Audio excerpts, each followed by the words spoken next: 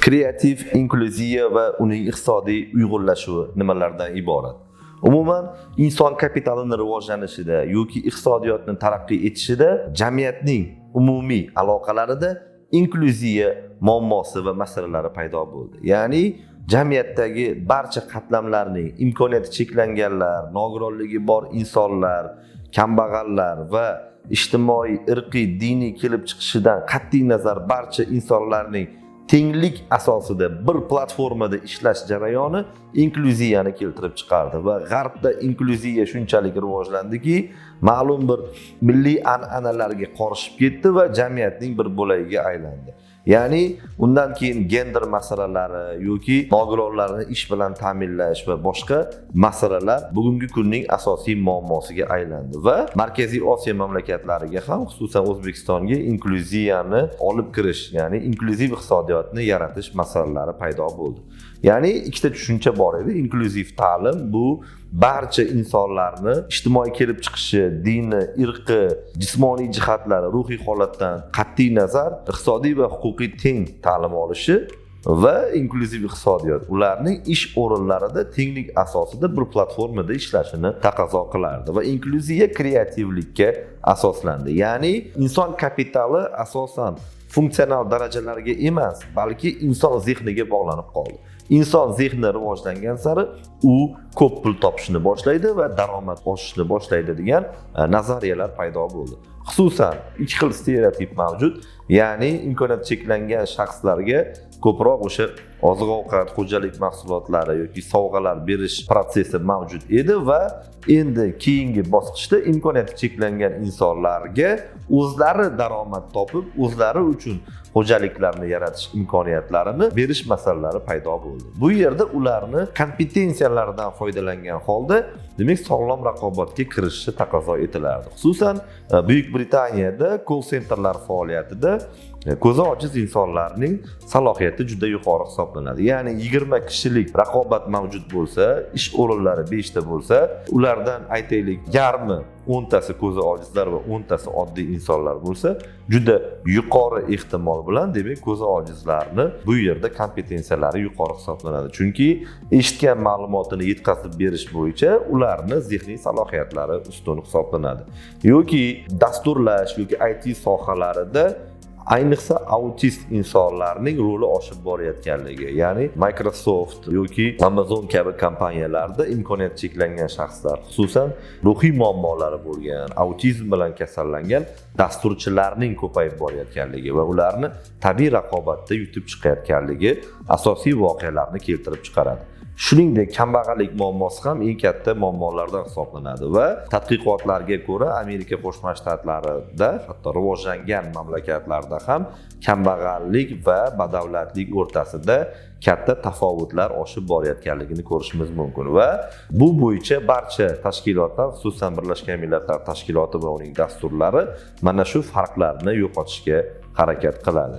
Ya'ni bunda Xitoy tajribasi katta o'rinni egallagan edi. Ya'ni bilamizki, Xitoy va Hindiston eng aholisi katta dunyodagi mamlakatlar hisoblanadi va bu nazariya mavjud ediki, qariyb 8 milliardga yetib borgan dunyo aholisini boqish va ularni iste'molini ta'minlab berish masalalari asosiy voqealar rivojini tashkil qilardi va Xitoy o'zining deyarli pasportga ega bo'lmagan, demak, eng kambag'al qatlamini sanoat ishlab chiqarish orqali zavod ishchilariga aylantirdi va kambag'allik va boylik o'rtasidagi katta farqlarni qisqartirdi va natijada Xitoyning eksport salohiyati oshishni boshlaganligi yoki Hindiston ham oxirgi yillarda mana shu tajribadan foydalanayotganligi, ya'ni Hindistonda bilamizki, kastalarning rivojlanishi, tabaqalarning kuchliligi deyarli 500 millionga yaqin, deyarli kuniga $1,5 ko'p topa olmaydigan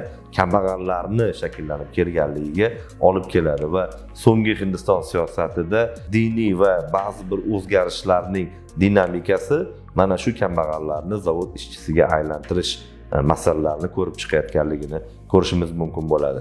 Ya'ni bir nazariya borki, agar rivojlanayotgan mamlakatlarda eski stereotip bor, rivojlanayotgan mamlakatlar agar kambag'allar boyishni boshlasa, dunyo bozorida, eksport maydonida raqobat kuchayishi paydo bo'ladimi? Buni o'sha yangi industrial mamlakatlar o'sha 70-yillardagi Osiyo yo'lbarslari yoki ajdaholarini misol sifatida keltirishadi va Amerika iqtisodchilari buni ham 21-asrda rad etishadi va o'zlarining gipotezalarini ilgari surishadi. Ya'ni 500 million hindning ijtimoiy ahvolini yaxshilanishi yaxshiroq mahsulotlarni xarid quvvatiga olib keladi. Ya'ni hozir Amerika Qo'shma Shtatlari Hindistonga eksport qilayotgan bo'lsa, bu 500 millionlik kambag'allarga deyarli eksport ulushi to'g'ri kelmayotganligi. Agar ularning iqtisodiy va huquqiy imkoniyatlari oshib borgan sari mana shu eksport hajmi oshib borishi mumkinligi gipotezalari ilgari suriladi. Ya'ni bitta rakurs aytayaptiki, demak,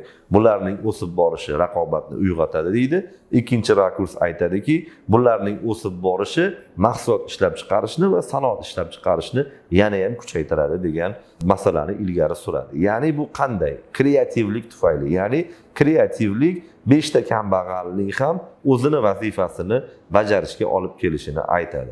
Ya'ni taniqli olimlar aytadiki, Amerika olimlari agar barcha insonlar Garvardni bitirishganda edi, ko'chalarda axlat to'planib ketish ehtimoli 99% darajada oshadi degan fikrni ilgari surishadi. Ya'ni bizning xalq tilida agar hamma o'qimishli bo'lib ketsa, paxtani kim teradi degan oddiy stereotip gaplarning shakllanishi ham mana shu vajlardan kelib chiqishini ko'rishimiz mumkin bo'ladi. 18-19-asrlarda buni iqtisodchilar juda ko'p o'rganishadi va iqtisodiy ta'limotlar tarixi bo'yicha taniqli olimlardan biri Malthusning o'sha mashhur nazariyasi mavjud. Ya'ni inson ko'payib ketgan sari bizni dahshatli kelajak kutyapti degan o'sha mashhur bashorati barcha iqtisodchilarni o'ylantiradi. Ya'ni inson geometrik progressiyada ko'payadi va tovar arifmetik progressiyada ko'payadi va insonlarning ko'payishi ularni boqishga bo'lgan qiyinchilikka olib keladi degan nazariyani ilgari suradi.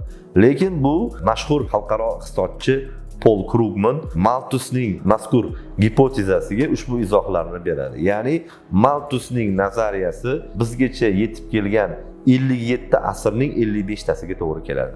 Ya'ni Malthusgacha bo'lgan barcha davrlar Malthus nazariyasini haqiqatan qo'llab-quvvatlaydi. Ya'ni insoniyatning ko'payishi uning boqishga bo'lgan qiyinchiligiga olib keladi deydi.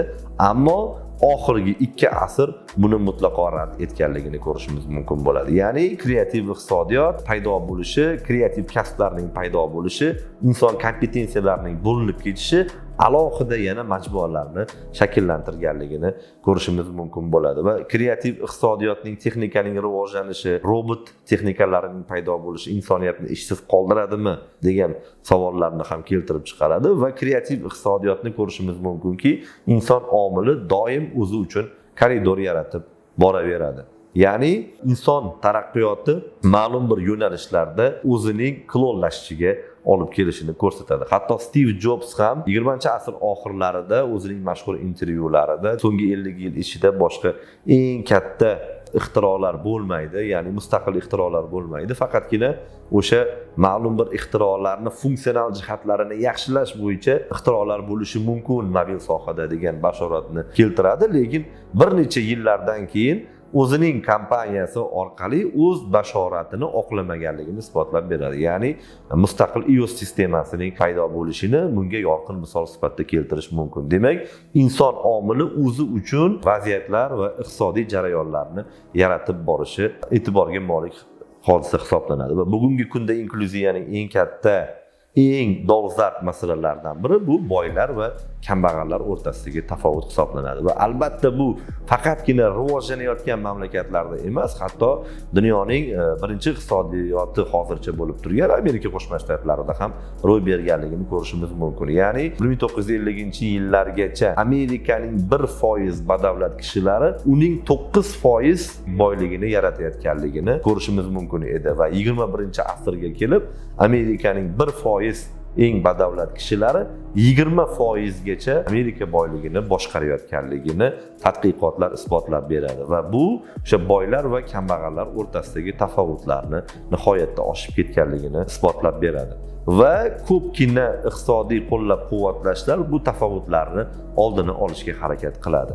Amaldagi gipotezalarda ushbu fikrlarni ilgari surish mumkin. Ya'ni ba'zi bir olimlar agar boylar va kambag'allarning o'rtasidagi tafovut oshib ketadigan bo'lsa, kambag'allar iqtisodiy va huquqiy institutlarga ishonmay qo'yadi va xaos yaraladimi degan tushunchalar paydo bo'ladi. Mana shu tushunchalarga iqtisodchilar kambag'allarning bir platformada joy qilish imkoniyatini, ya'ni sanoatlashtirish, xuddi Xitoy tajribasidek hech narsa bilan shug'ullanmaydigan, kuniga $1,5 ko'p topolmaydigan 500 million xitoylikni zavod ishchisiga aylantirish orqali, ya'ni sanoat taraqqiyoti orqali rivojlantirishga harakat qilgani Xitoyni yaqin kelajakda dunyoning birinchi iqtisodiyoti bo'lishiga tamal toshini qo'yganligini ko'rishimiz mumkin va Hindiston ham aynan uning istiqbolida turgan 500 million hindning kelajagi haqida bir platformada harakatlanishi haqida qayg'urayotganligini, o'sha 500 ming kambag'alning ichida ma'lum bir dasturchilar yoki OIDSga qarshi vaksina ixtirochilari yashayotgan bo'lishi mumkinligini istisno etmaganligini ko'rishimiz mumkin bo'ladi. E'tiboringiz uchun rahmat.